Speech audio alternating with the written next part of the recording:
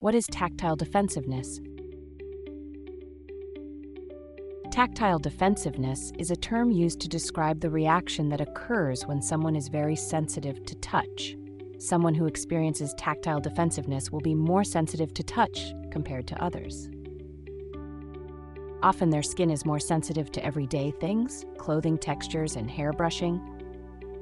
They may report that certain touch is painful.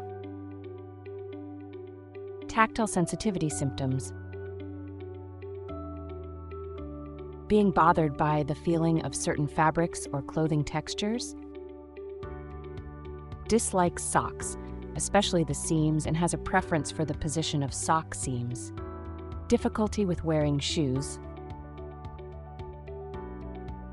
avoidance of messy textures such as finger paint, glue, and Play-Doh, and sometimes dry textures like sand, sensitivity or fussiness with food textures, including avoidance of mixed textures, e.g. lasagna, or foods with some lumps, e.g. yogurt with fruit pieces. Aversion to touch, such as hugs and/or kisses and might rub away kisses. Difficulty with teeth brushing. Sensory defensiveness with haircuts, hair brushing, and cutting nails. Dislikes the feeling of or bothered by clothing tags. Dr. Ayers' Jean describes tactile defensiveness as brain pays too much attention to light touch. An occupational therapist is the best professional to seek advice from.